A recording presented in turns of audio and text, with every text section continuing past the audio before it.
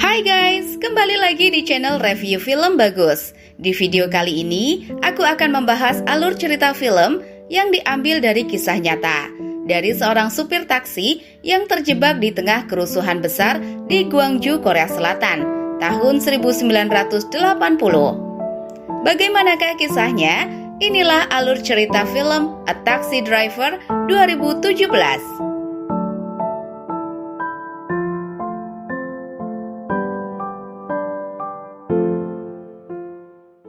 Di awal film kita diperlihatkan seorang supir taksi yang bernama Kim Man-suk di kota Seoul. Oke, kita panggil Kim saja. Lanjut, hari itu berjalan seperti hari biasanya. Sampai pada suatu jalan terjadi kemacetan karena ada mahasiswa yang melakukan aksi demonstrasi. Bahkan, polisi juga sampai menembakkan gas air mata untuk membubarkan demonstrasi itu. Kim memindahkan mobilnya keluar dari kemacetan itu. Tak lama setelah itu, taksinya mendadak terhenti karena ada mahasiswa yang tiba-tiba muncul di depannya dan dikejar oleh polisi. Di saat yang sama, ada sepasang suami istri yang buru-buru ke rumah sakit karena istrinya akan melahirkan. Dan akhirnya menaiki taksi milik Kim. Dia pun mengantar mereka ke rumah sakit, meski Kim harus mencari jalan yang tidak ditutup karena demo. Sesampainya di rumah sakit, Kim hanya diberi kartu nama sebagai jaminan ongkos taksi, karena hari itu penumpang itu lupa membawa dompet. Sepulang bekerja, hari itu Kim melihat anaknya punya luka di dahi seperti habis berkelahi. Kim pun sedikit marah dan mendatangi rumah anak yang memukul anaknya.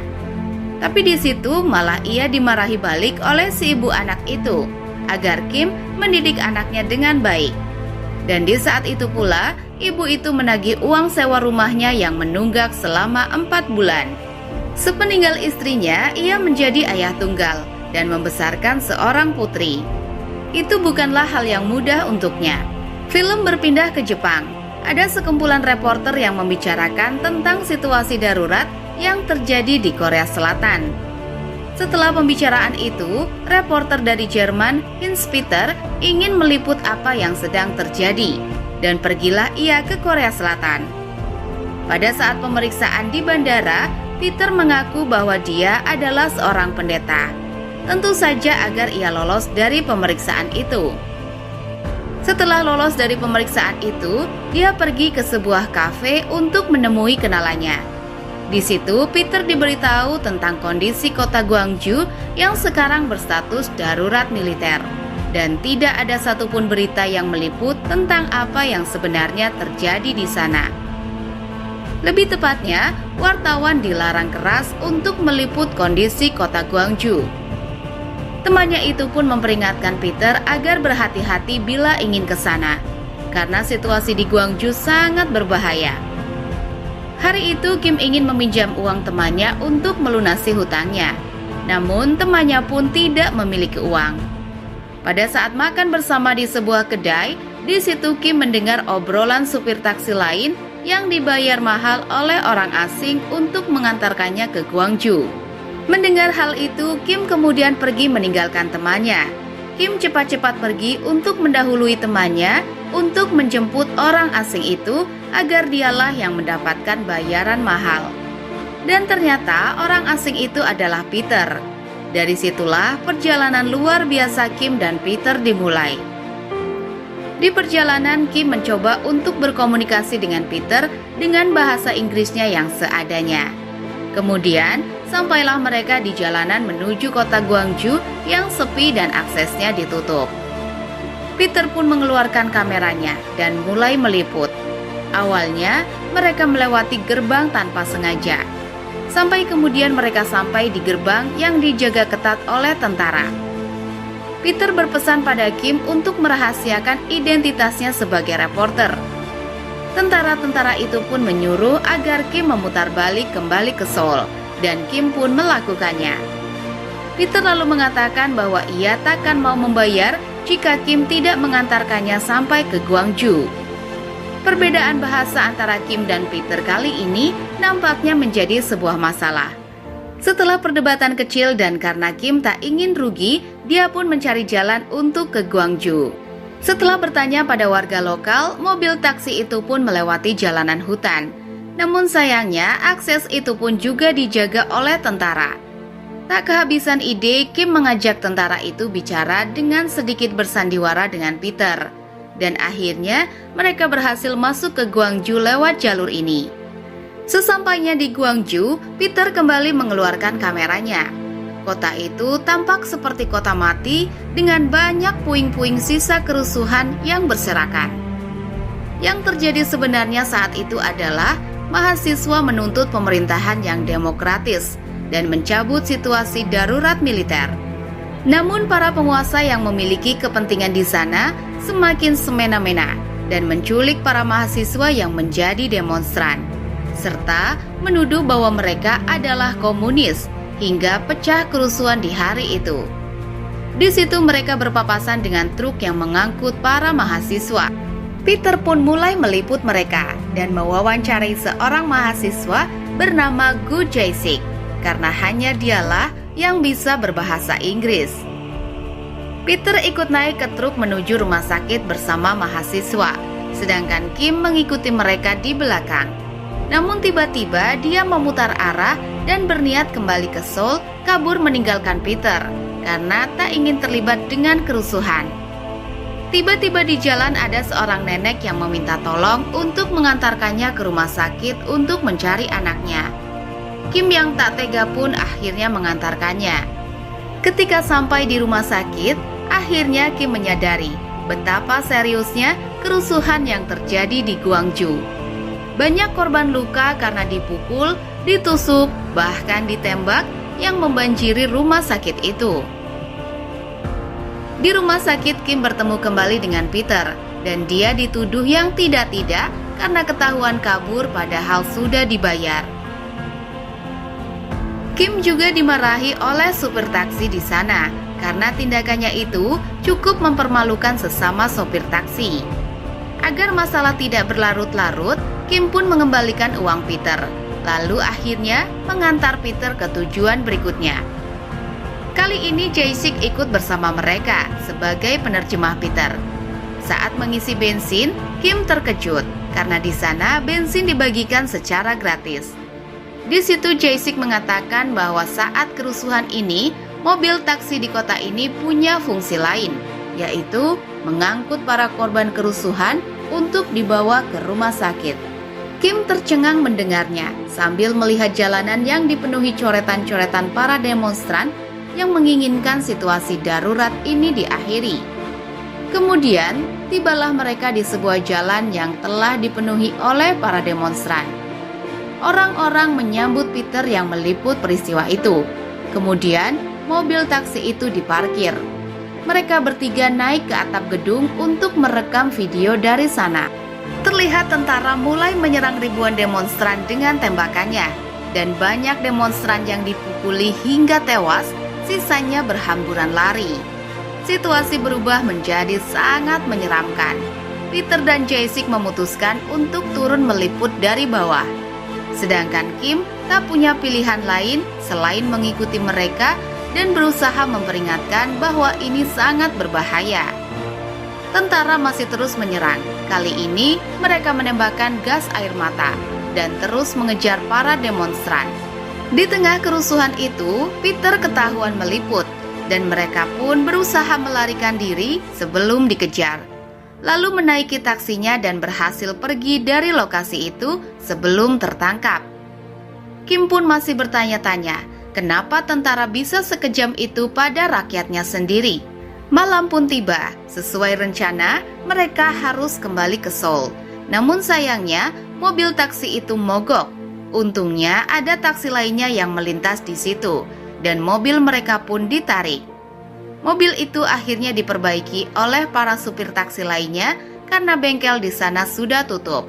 Karena semakin malam, Kim pun gelisah karena dia meninggalkan putrinya sendirian dan tak bisa memberinya kabar karena akses telepon di Gwangju semuanya telah diputus. Peter yang melihat itu lalu memberi Kim uang karena ia pikir Kim gelisah karena uang itu. Dan hal itu membuat Kim emosi dan mereka pun berkelahi. Kim tidak menyangka bahwa dia akan mengantar Peter ke kota yang situasinya sangat berbahaya. Setelah mereka dilerai, Jae-sik memberitahu Peter bahwa Kim gelisah karena anaknya tinggal di rumah sendirian. Di tempat lain, tentara sudah mengetahui identitas asli Peter sebagai reporter.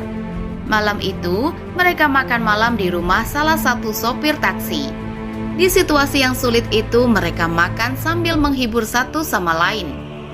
Terjadi kericuhan di tempat percetakan surat kabar. Padahal, liputan tentang peristiwa itu sudah siap disebar. Namun petinggi surat kabar itu menentang para reporter di situ karena takut dirinya dan perusahaannya mendapat masalah dan akan ditutup. Sementara itu di siaran TV, peristiwa itu menjadi berita juga. Namun isi berita itu tidak sesuai dengan fakta yang terjadi di lapangan. Saat mereka asyik mengobrol, tiba-tiba terdengar suara ledakan di luar rumah. Saat mereka keluar, diketahui bahwa yang meledak itu adalah stasiun televisi. Saat itu juga mereka bergegas ke stasiun TV itu, dan tak lama kemudian puluhan mobil tentara datang ke sana, dan di situ ada tentara yang melihat Peter sedang meliput. Jae-sik yang menyadari itu kemudian menyuruh Peter dan Kim berlari, karena orang-orang yang memakai baju biasa itu ternyata adalah tentara yang mau menangkap mereka. Mereka berlari sampai di sebuah bangunan kosong, dan saat menaiki tangga, kaset rekaman Peter terjatuh ke bawah. Jae-sik menyuruh Peter dan Kim untuk bersembunyi, biar dia saja yang mengambil kaset di bawah. Namun sialnya, Jae-sik tertangkap oleh tentara. Lalu tentara itu menjadikan Jae-sik sebagai sandera agar Peter mau menyerahkan kamera dan rekamannya. Di tengah negosiasi itu, Jae-sik menyuruh Peter untuk lari dan mempertahankan rekamannya. Lalu Peter dan Kim pun lari dari tempat itu meninggalkan Jae-sik. Para tentara pun mengejar mereka. Saat kejar-kejaran itu, mereka berdua terpencar. Kim berhenti sejenak untuk mengambil nafas. Namun di situ ia melihat betapa kejamnya tentara-tentara itu yang memperlakukan rakyat Gwangju bukan seperti manusia. Setelah sejenak berhenti, ia kembali berlari karena di belakangnya sudah ada tentara yang siap menangkapnya. Namun sayangnya, ia berlari ke arah jalan buntu sehingga dia pun tertangkap, dipukuli, dan dituduh komunis oleh tentara itu. Kim diinjak-injak oleh tentara itu hingga hampir mati. Untungnya tiba-tiba Peter melintas di situ dan memukul tentara itu, dan nyawa Kim terselamatkan. Kemudian mereka berdua lari dari tempat itu.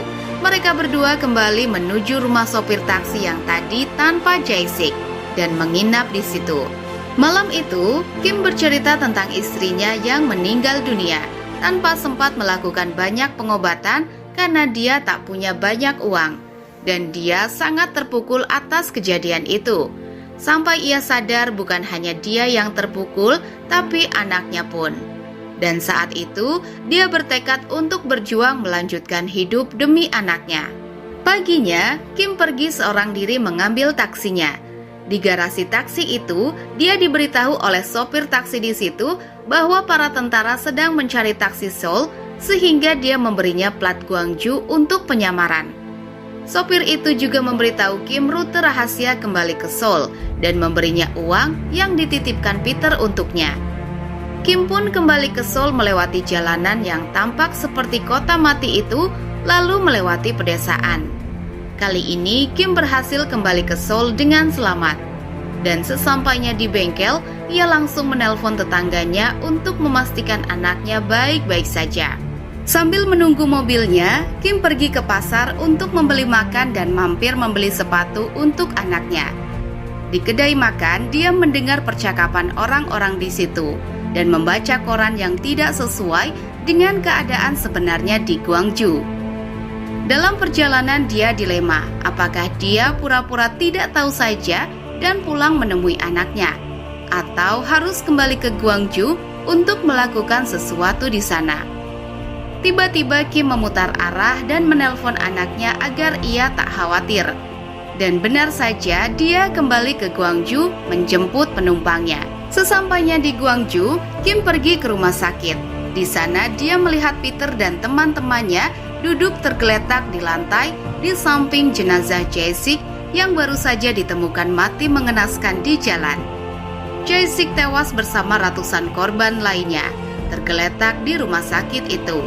Kim kemudian menguatkan Peter yang terlihat syok agar dia bangkit lagi untuk meliput semua ini, untuk menepati janjinya kepada Jae-sik.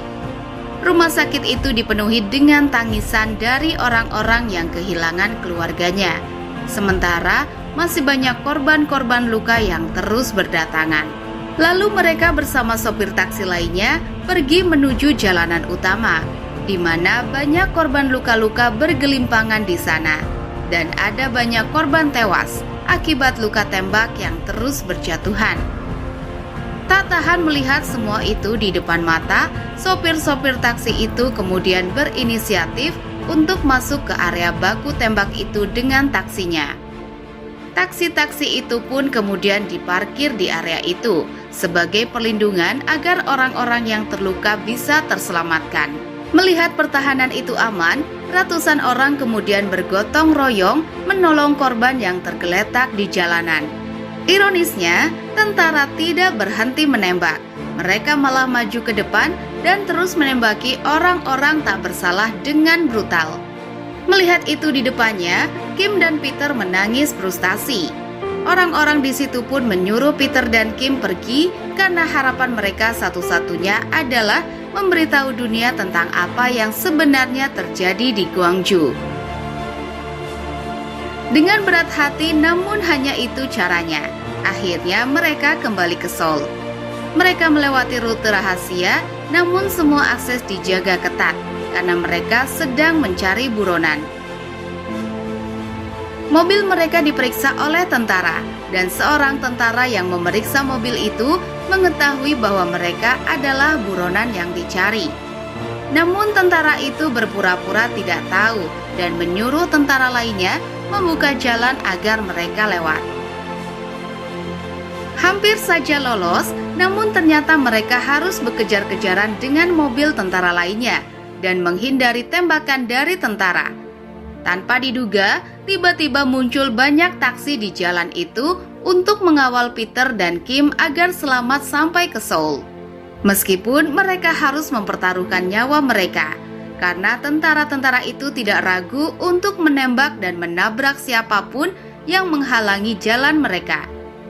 Tak sia-sia, meski harus ada sopir taksi yang gugur, namun usaha mereka berhasil mengantarkan Peter dan Kim dengan selamat. Di bandara sebelum pergi, Peter meminta nomor telepon Kim agar kelak bisa menghubunginya. Namun, Kim memberikan nomor dan nama palsu di kertas itu. Hari itu dua teman seperjuangan itu berpisah dan Kim bisa pulang bertemu anaknya lagi. Setelah itu, berita yang diliput Peter tersebar di seluruh dunia dan akhirnya semua tahu apa yang sebenarnya terjadi di Gwangju pada 1980. Berapa kali Peter kembali ke Korea untuk mencari Kim, namun gagal karena ia menulis nama palsu. Sampai 23 tahun kemudian, saat Peter mendapat penghargaan di Korea Selatan, dalam pidatonya, dia mengatakan terima kasih untuk sopir taksi yang berjasa dalam hidupnya kala itu, dan dia sangat merindukannya. Film ditutup dengan rekaman asli dari reporter Jerman itu yang mengatakan akan sangat senang jika ia bertemu sopir taksi itu lagi, meski akhirnya dia tutup usia di tahun 2016 tanpa sempat bertemu lagi dengan sopir taksi itu. Dan film pun selesai. Oke guys, itulah dia alur cerita film A Taxi Driver 2017. Buat kalian yang suka dengan alur cerita ini, jangan lupa tinggalkan jejak kalian dengan cara subscribe channel ini. Aku, admin channel review film bagus, mohon undur diri. Sampai jumpa di video selanjutnya.